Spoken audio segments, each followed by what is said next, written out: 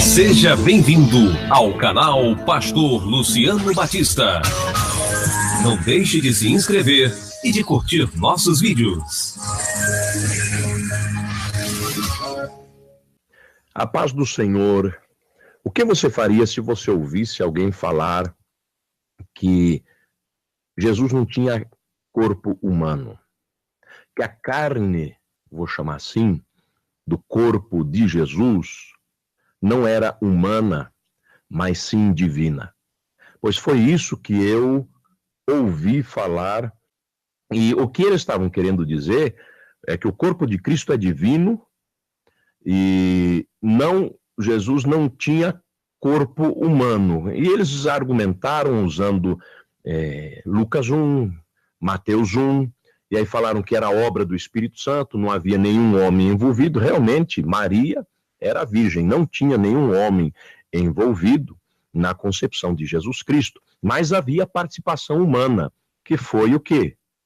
A participação de Maria. E a pergunta deles, falando que somente Deus é santo, ele é o santo, como que Jesus podia ser chamado de o santo, né? Se ele se misturasse, vou dizer assim, com carne humana. Ele menciona Lucas 1,35, também o santo que há de nascer será chamado filho de Deus. Mas é interessante que no grego, ali diz assim, to genomenon hagion, o que nascerá santo, o que nascerá santo, tá? Não é o santo, falando de Deus, mas fala de santo assim como fala, por exemplo, de Efésios 1:1, aos santos que estão em Éfeso, ou Colossenses 1:2, aos santos, irmãos fiéis em Cristo, tá? Deus se fez homem, mas não é homem. Essa foi uma frase que ele utilizou, e no gnosticismo é exatamente isso, só que em vez de ser carne divina, não era carne, era um espírito, tá? Então é muito parecido ao ensinamento grego, que fala que a carne é corrupta, mas o espírito é incorruptível, é santo, é perfeito, é bom, habita na luz, tá? Agora, nós vemos que esse ensinamento desses camaradas, ou quando a gente analisa, é uma heresia completa, porque quando a gente olha a palavra de Deus, mostra ali claramente que Jesus é descendente humano. Havia o envolvimento humano.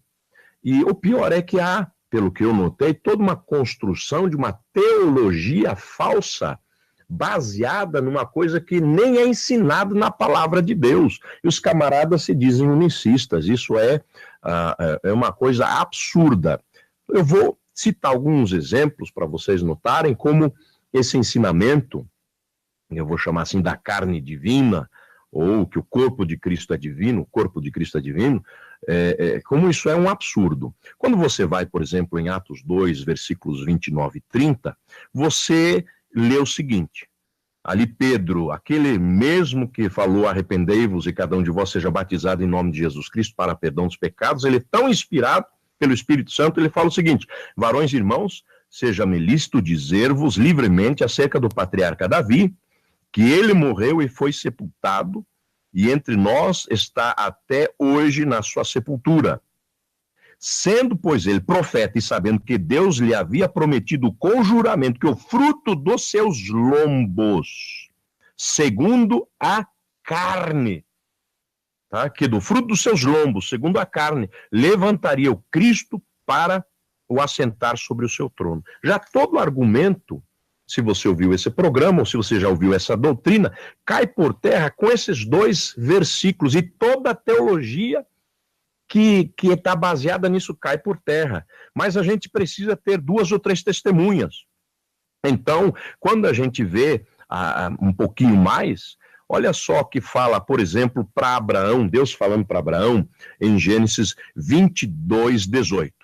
Deus fala, na tua semente, ou na tua descendência, serão benditas todas as nações, ou todos os povos da terra.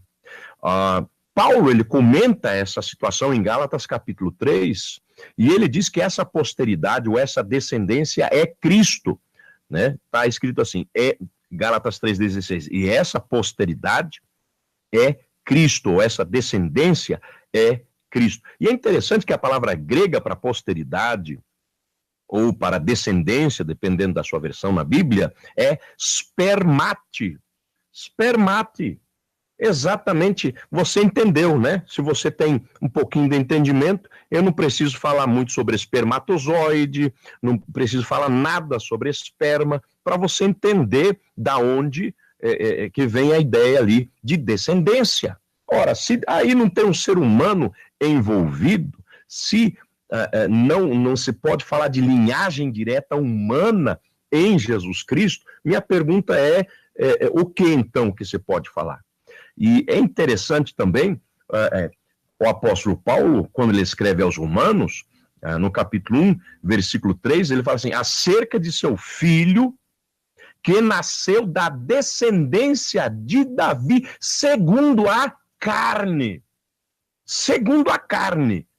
Carne humana. Essa que é a coisa. Em 2 Timóteo 2,8, ele lembra a Timóteo uma coisa, ele fala assim, lembra-te de que Jesus Cristo é da descendência de Davi, ressuscitou dos mortos, segundo o meu evangelho, que é da descendência de Davi. Ora, descendência de Davi, como que isso é possível se não for segundo a carne? Né? E agora, existe também aquela situação que ele escreve em 1 Timóteo 2,5, há um só Deus e um só mediador entre Deus e os homens, Cristo Jesus, homem. Não é carne divina, Jesus divino. Jesus, homem. Tá? Agora, tem duas passagens que, ora, se ele é divino, se ele é Deus nesse sentido, ora, Deus é santo, não é? Não é um argumento usado quando se fala a esse respeito em Mateus 1, em Lucas 1. Olha só, 2 Coríntios 5,21, aquele que não conheceu o pecado, o fez pecado por nós, para que nele fôssemos feitos justiça de Deus. Essa carne, a carne divina se tornou pecado? Me explica isso. Gálatas 3,13, Cristo nos resgatou da maldição da lei, fazendo-se maldição por nós. A carne divina era maldita? Você me explica isso, tá? Como que ele pode continuar sendo santo, Deus santo, dessa forma? É interessante você ver os argumentos que essas pessoas têm, né? E a primeira profecia, inclusive, da Bíblia, que se encontra em Gênesis 3,15, e porém inimizade entre ti e a mulher, e entre a tua semente e a sua semente. Esta te ferirá a cabeça e tu lhe ferirás o calcanhar. Semente da mulher, falando de Jesus Cristo, né? E olha só, também aqui em Hebreus 2,14, e visto como os filhos participam da carne e do sangue, também ele participou das mesmas coisas, né? Eu não tenho carne divina, tá? Ele participou do quê? Da mesma carne que eu tenho e do sangue que eu tenho. Também ele participou das mesmas coisas, para que pela morte aniquilasse o que tinha o império da morte, isto é, o diabo, e livrasse todos os que com medo da morte estavam por toda a vida sujeitos à escravidão. Porque, na verdade, ele não tomou os anjos, mas tomou a descendência de Abraão. Então, Deus não se utilizou dos anjos, mas sim de um descendente de Abraão, tá? Então, a minha pergunta é, como que não tem carne humana nesse assunto aqui? É uma heresia completa, é uma coisa completamente errada. Precisam se retratar diante do povo de Deus, tá? Caso contrário, e eu sei que estou sendo polêmico, mas eu creio que não tão polêmico quanto eles. Caso contrário, se cumpre isso aqui, 2 Pedro 2,2. E também houve entre o povo falsos profetas, como entre vós haverá também falsos doutores, que introduzirão encobertamente heresias de perdição. Então, cuidado, não é só porque se dizem unicistas que estão pregando a verdade. Estão pregando a mentira. Ora, como que ele pode ser o nosso substituto perfeitamente nos salvar como nosso substituto, participar da nossa carne, do nosso sangue, ser descendente de Abraão, ser descendente de Davi, segundo o evangelho pregado pelo apóstolo Paulo para Timóteo, descendente de Davi, mediador entre Deus e os homens, Cristo Jesus homem. Como que ele pode ser tudo isso? Sendo conforme esses camaradas aí. Tá? Então, expresso minha indignação, espero que você me perdoe no meu entusiasmo, mas é uma verdade que precisa ser anunciada. Aí outro evangelho, como diz o apóstolo Paulo, seja anátema, tá? Que seja anátema, se houver outro evangelho, mesmo que os anjos preguem. Deus abençoe. Que quem falou foi pastor Gerson Alvear, de A Igreja de Deus no Brasil, em Curitiba.